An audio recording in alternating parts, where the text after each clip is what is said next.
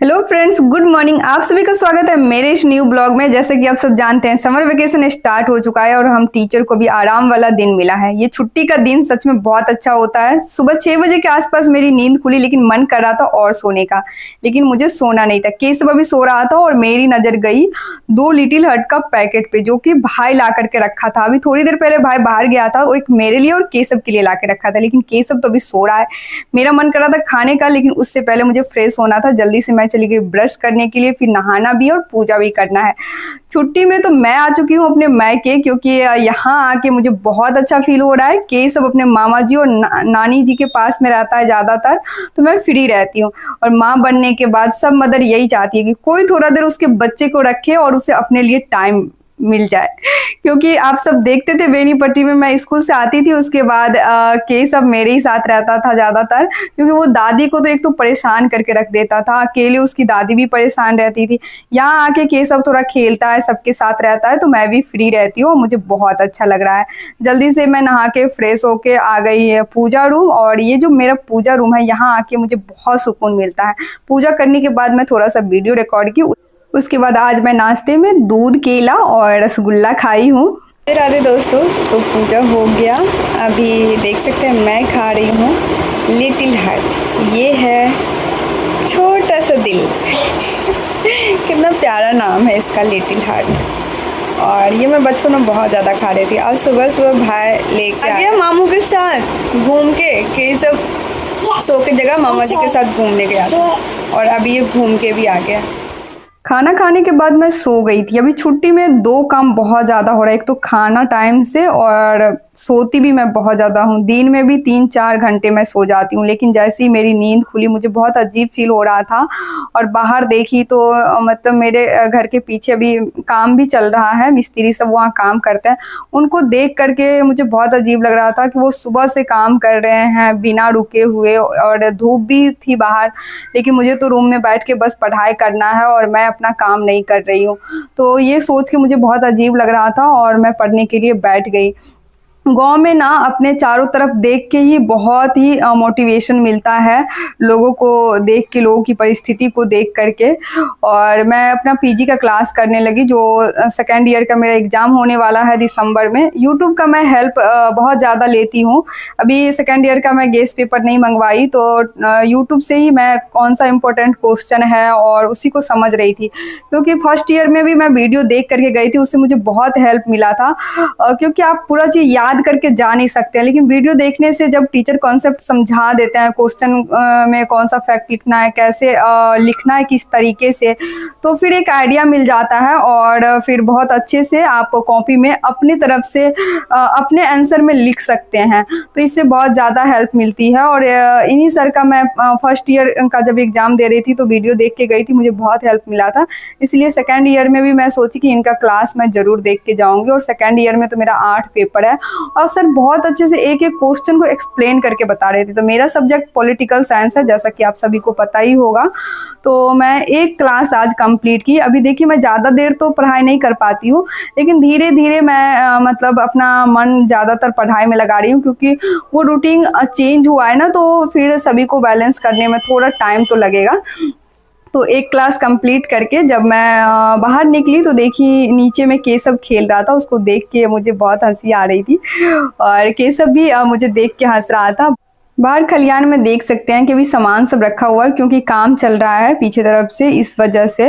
और लेकिन यहाँ पे फिर भी केशव को खेलने के लिए स्पेस है, और केशव बाहर में खेलता है बहुत अच्छे से। उसकी नानी बैठ करके देखती रहती है, क्योंकि छोटे बच्चे जब खेलते भी रहते हैं ना, तो एक किसी बड़े को देखना पड़ता है कि वो चोट ना लगा जाए, कहीं चला ना जाए, उसका ध्यान रखना पड़ता है। फिर मम्मी बोली मुझे दूध हॉर्लिक्स लेके आओ, और मैं मम्मी को केशव के लिए दूध हॉर्लिक्स दी।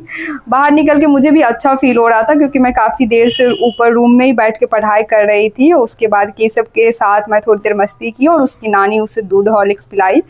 केशव अपनी नानी माँ के हाथ से पूरा दूध हॉर्लिक्स फिनिश किया। उसके बाद मैं मम्मी को बोली चलो मम्मी बाहर थोड़ा घूम के आते हैं।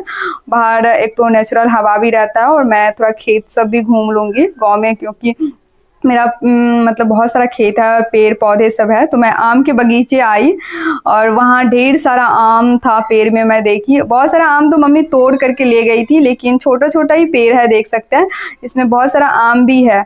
अपने पेड़ से ऐसे आम तोड़ने में बहुत ही अच्छा लगता है। ऐसे मार्केट से आप कितना भी आम खरीद के ला लीजिए, लेकिन पेड़ से जो तोड़ने का जो सुकून है ना, वो मार्केट से कितना भी खरीदिए उसमें नहीं मिलता है।